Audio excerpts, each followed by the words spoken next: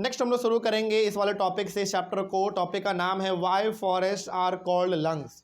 इसको अच्छे तरीके से आप समझिएगा और याद रखिएगा, क्योंकि ये बिल्कुल ऐसा सवाल है ना जो कोई भी आपसे चलते फिरते पूछ देगा। हालांकि इस टॉपिक में हम लोग पढ़ेंगे ये कि जंगल को लंग्स क्यों कहा जाता है। हमारे बॉडी के अंदर भी लंग्स है कि नहीं, लेकिन फॉरेस्ट को लंग्स क्यों कहा जाता है। तो आइए हम लोग बात करते हैं कि आखिर फॉरेस्ट को लंग्स क्यों कहा जाता है। Why forest are called lungs. इसके पीछे हमने 4 पॉइंट लिखे हैं, इन चारों पॉइंट को हम लोग अच्छे से समझते हैं। देखिए, पहला पॉइंट लिखा हुआ है plants release oxygen through the process of photosynthesis.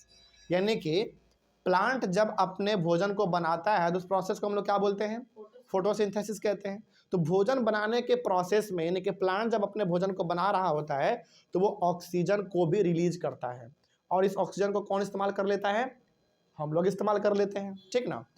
तो plants release oxygen through the process of photosynthesis. तो बेसिकली यहाँ पे कहा यह जा रहा है कि प्लांट जब अपने फूड को बनाता है तो वो फूड बनाने के दौरान ऑक्सीजन को भी रिलीज करता है, ऑक्सीजन को वो छोड़ता है।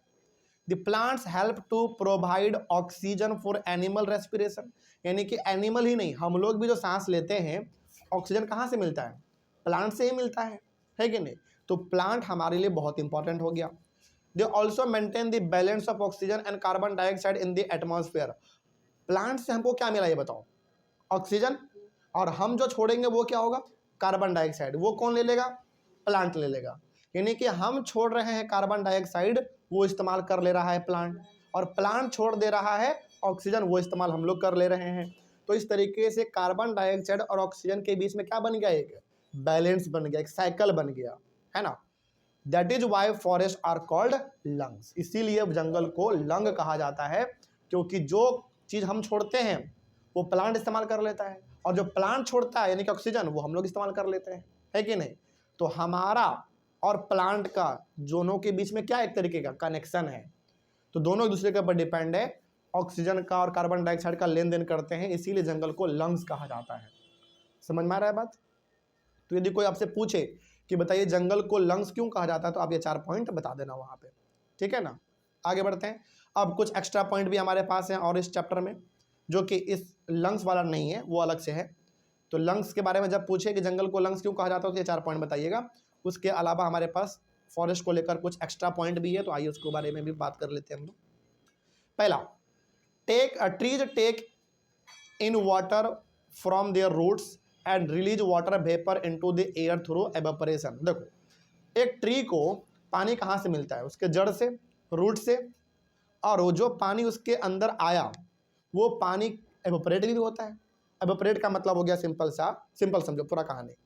प्लांट को यदि पानी चाहिए तो प्लांट पानी कहाँ से लेगा, जमीन के नीचे जो जड़ है और जमीन के नीचे जो पानी है वहाँ से ले लेगा। और जब दिन में सनलाइट पड़ेगा पेड़ के ऊपर, पत्तों के ऊपर, तो पत्तों में जो वाटर प्रेजेंट होगा वो वाटर क्या हो जाएगा, हमारा वेपर बन के उबर जाएगा, एवेपोरेट हो जाएगा। तो ये प्रोसेस हमारा चलता है। The forest provides food, shelter, water and medicine. जंगल से हमको और क्या मिलता है, जंगल से हम लोगों को भोजन मिलता है यानी कि फूड मिलता है। शेल्टर यानी कि कई सारे जानवर जंगल में रहते हैं, तो कई सारे जानवरों के लिए जंगल क्या हो गया, एक तरीके का घर हो गया। वाटर भी मिलता है, जंगलों में कई सारे नदियाँ बहती हैं तो वाटर भी मिलता है। और सबसे बड़ी बात मेडिसिन यानी कि दवाई भी मिलते हैं हम लोगों को। जंगलों में कई सारे ऐसे प्लांट हैं जिनका इस्तेमाल दवाई के लिए किया जाता है, जड़ी बूटी वगैरह के लिए किया जाता है। The dense bushes and the tall grass provide animals with the food and shelter. जो घने घने, डेंस बुशेस का मतलब हो गया जो घने घने पेड़ होते हैं, जो घने घने पेड़ पौधे आपको नजर आते हैं जंगलों में, वो और बड़े बड़े लंबे लंबे घास, इन सब से जानवरों को फायदा होता है चरने में। उनको घास का कभी कोई कमी नहीं होता, और बड़े बड़े बुशेस होने के वजह से जानवर वहाँ पे छुप के रह भी लेते हैं, है कि नहीं। तो बिल्कुल सही बात है। तो जंगल से बहुत चीज़ हम लोगों को फायदा है। They also protect them from carnivorous that live in the forest. यानी कि जंगल हम लोगों को जानवरों से भी बचाता है। कैसे जानवरों से, कार्निवोरस जानवरों से। यानी कि बेसिकली आप यहाँ पे समझो यदि जंगलों में, सिंपल समझो, जंगल यदि नहीं होंगे तो सारे कार्निवोरस एनिमल जंगल से बाहर निकल के कहाँ आ जाएंगे, शहरों में घूमने फिरने लग जाएंगे। और डिस्टर्ब किसको करेगा, हम लोगों को करेगा।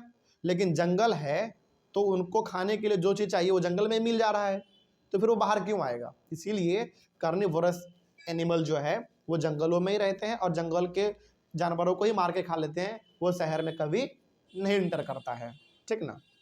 आगे, the decaying animal dung provides nutrients to the seedlings to grow. अब देखो भाई, जंगल में जानवर हैं तो जानवर वेस्ट मटेरियल भी प्रोड्यूस करेंगे, है कि नहीं।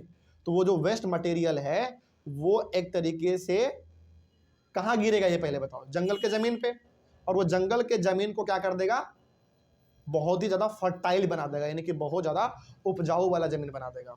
तो बेसिकली कहने का मतलब इसमें ये है कि जंगल में जो जानवर हैं वो जो वेस्ट मटेरियल को प्रोड्यूस करेंगे, वो वेस्ट मटेरियल जंगल के लिए अच्छा चीज़ है।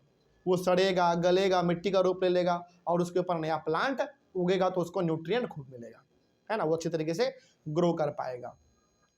Larger number of herbivorous means increase availability of food for a variety of carnivorous. अब जरा देखो, यदि एक जंगल में, समझना ध्यान से, यदि एक जंगल में हर्बीवोरस ज़्यादा है, यानी कि ऐसे जानवर ज़्यादा हैं जो कि पेड़ पौधे खाते हैं, तो बताओ इससे फायदा किसको होगा, कार्निवोरस को।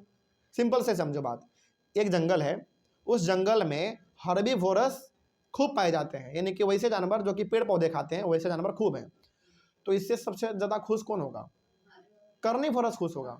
कार्निवोरस जो कि जानवरों को मार के खाते हैं, जो किस पे डिपेंड रहते हैं, यानी कि कार्निवोरस किस पे डिपेंड रहता है, कार्निवोरस, सिंपल समझो, ज़्यादा कंफ्यूज मत हो, सिंपल समझो, जो बोला हमने सब भूल जाओ, सिंपल समझो। एक जंगल है जिसमें हर्बीवोरस ज़्यादा है, यानी कि ऐसे जानवर ज़्यादा हैं जो जानवर पेड़ पौधे खाते हैं, तो इसका सबसे ज़्यादा फायदा कौन उठाएगा पता है, कार्निवोरस। क्योंकि कार्निवोरस वैसे जानवर होते हैं जो कि जानवरों को मार के खाते हैं, तो वो क्या करेगा, वैसे जानवरों को मार देगा जो जानवर घास खाते हैं और उसको मार के ही अपना पेट भर लेगा। तो बस वही चीज़ है। तो जंगल में दोनों प्रकार के जानवर होने चाहिए, कार्निवोरस भी और हर्बीवोरस भी होने चाहिए, तभी जाकर जंगल में एक बैलेंस बना हुआ रहेगा। ठीक है, आगे बढ़ते हैं। Decomposers help in maintaining the supply of nutrients to the growing plants in the forest. और यदि जंगल में कोई चीज़ सड़ गया या फिर मर गया तो उसको सड़ाने का, गलाने का, मिट्टी में मिलाने का काम किसका है, डिकम्पोजर का है, यानी कि बैक्टीरिया वगैरह का है। तो बैक्टीरिया क्या करता है, यानी कि डिकम्पोजर क्या करता है, जंगल को साफ रखने में मदद करता है, और वो किसी भी मरे हुए सड़े हुए चीज़ों को मिट्टी में मिला देता है, तो मिट्टी को क्या मिल गया, एक तरीके का न्यूट्रिएंट मिल गया, खाद मिल गया, वो उसके लिए फायदा करता है, अच्छा वो फायदा करता है। आगे, the forest also acts as a natural absorber of rain water. अब जंगल जो होते हैं ना, एक नेचुरल एब्जॉर्बर है रेन वाटर का, यानी कि यदि बरसात होगा तो बरसात के पानी को पूरी तरीके से जंगल इस्तेमाल कर लेता है, यानी कि बरसात का एक बूंद भी पानी, जैसे मान लो बहुत घना जंगल है, उस जंगल में बरसात हुआ, बारिश हुआ, तो बारिश का एक बूंद पानी भी जंगल बर्बाद होने नहीं देता, वो सारा पानी इस्तेमाल कर लेता है और अंडरग्राउंड में वो पहुंचा देता है, नदी में नहीं जाने देता वो। यानी कि मान लो घना जंगल है, घने जंगल के ऊपर बारिश हो गया, तो बारिश का एक भी बूंद पानी जो है वो जंगल से बाहर नहीं जाने देते हैं वो लोग, सारा का सारा पानी वो लोग इस्तेमाल कर लेते हैं। कैसे, जड़ के थ्रू सारा पानी जो है वो जमीन के नीचे भेज देते हैं वो लोग अंडरग्राउंड में, और जब जरूरत पड़ता है तब वो ग्राउंड वाटर का इस्तेमाल जड़ के थ्रू, रूट के थ्रू करते रहते हैं, ठीक है ना। तो रेन वाटर का भी इस्तेमाल ये लोग सही तरीके से करते हैं। It helps maintain the water table through out the year. इससे जो हमारे नीचे जमीन के नीचे जो पानी है वो हमेशा बैलेंस रहता है, मेंटेन रहता है, ठीक ना।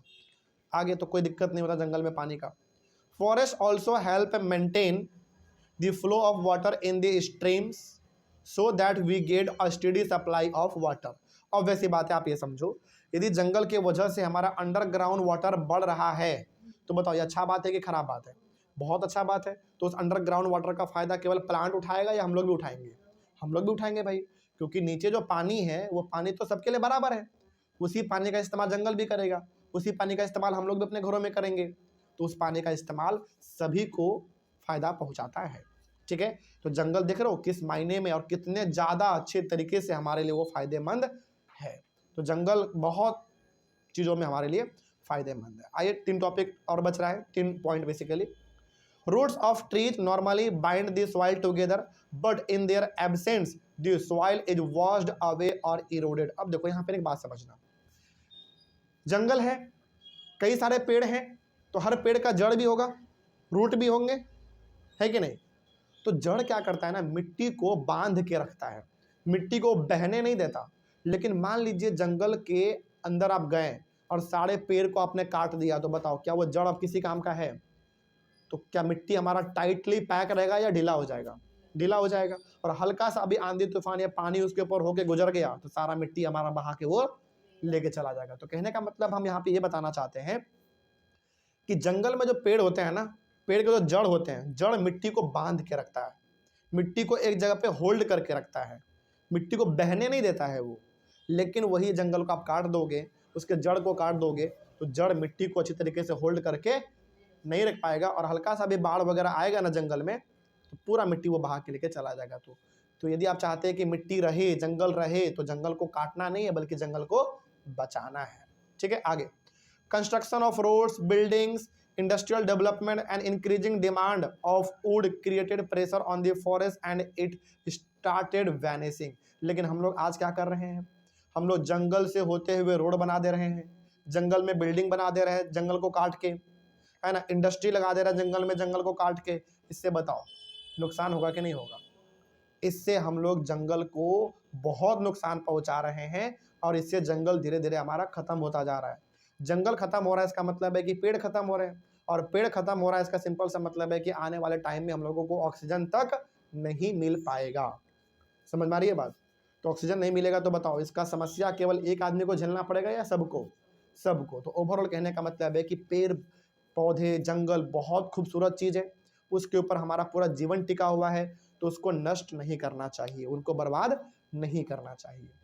उसके बाद we must preserve our forest. तो हम लोग को क्या करना चाहिए, अपने जंगल को बचाना चाहिए, जिस भी तरीके से हो सकता है उस तरीके को फॉलो करके उसको बचाना चाहिए। तो इस तरीके से हमारे टॉपिक और टॉपिक के साथ हो गया पूरे तरीके से चैप्टर कंप्लीट।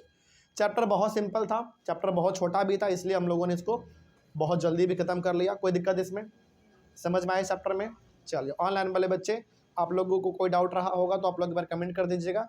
हालांकि चैप्टर में डाउट बहुत कम रहता है क्योंकि चैप्टर भी खुद बहुत आसान है, लेकिन इसके बावजूद भी कोई डाउट रहा होगा तो आप लोग एक बार डाउट को कमेंट कर दीजिएगा। हम लोग मिलेंगे अपने अगले क्लास में फिर से एक नए चैप्टर के साथ और एक नई शुरुआत के साथ। तब तक के लिए thank you very much and have a nice day.